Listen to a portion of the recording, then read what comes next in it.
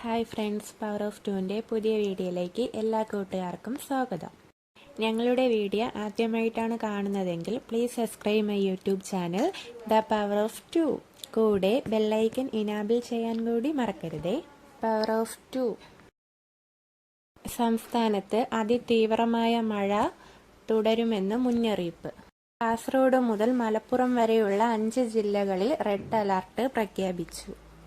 വടക്കൻ കേരളത്തിൽ അതിതീവ്രമായ മഴയെന്ന് കാലാവസ്ഥാ മുന്നറിയിപ്പ് നൽകിയിട്ടുണ്ട്. 24 മണിക്കൂറിനുള്ളിൽ 204.4 മില്ലിലിറ്റർ മഴയാണ് പെയ്യുന്നതെന്നാണ് കാലാവസ്ഥ അതിതീവ്ര മഴയുമായി അർത്ഥമാക്കുന്നത്.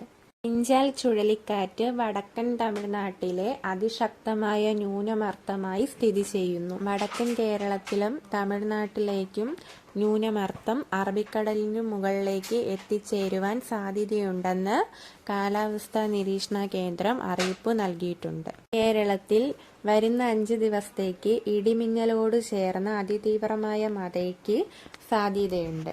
അതിശക്തമായി മഴ പെയ്യുന്ന മലയോര പ്രദേശങ്ങളിൽ ഉരുൾപൊട്ടൽ, മലയിടിച്ചിൽ, മലവെള്ളപ്പാച്ചിൽ ഇവയ്ക്കെല്ലാം സാധ്യത കൂടുതലാണ്.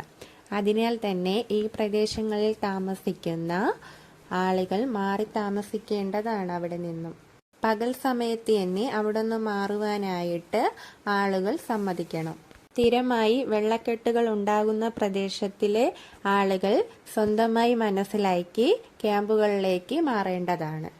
അതിശക്തമായ കാറ്റിന് സാധ്യതയുള്ളതിനാൽ മേൽക്കൂര ഉറപ്പില്ലാത്ത വീടുകളും ഉറപ്പില്ലാത്ത കെട്ടിടങ്ങളിലും താമസിക്കുന്നവർ എത്രയും പെട്ടെന്ന് ജാഗ്രത പുലർത്തി മാറി താമസിക്കേണ്ടതാണ്.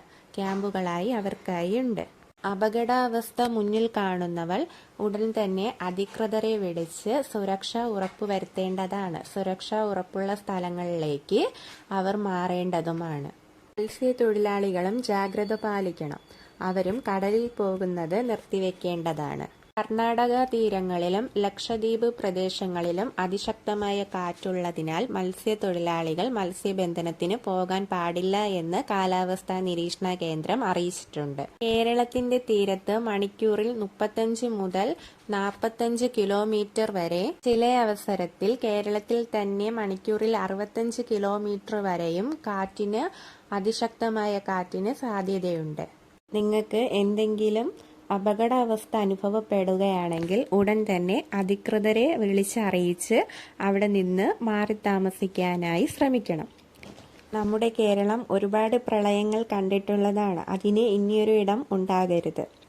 എല്ലാവരും സുരക്ഷിതമായ സ്ഥലങ്ങളിലേക്ക് മാറി താമസിക്കേണ്ടതാണ്.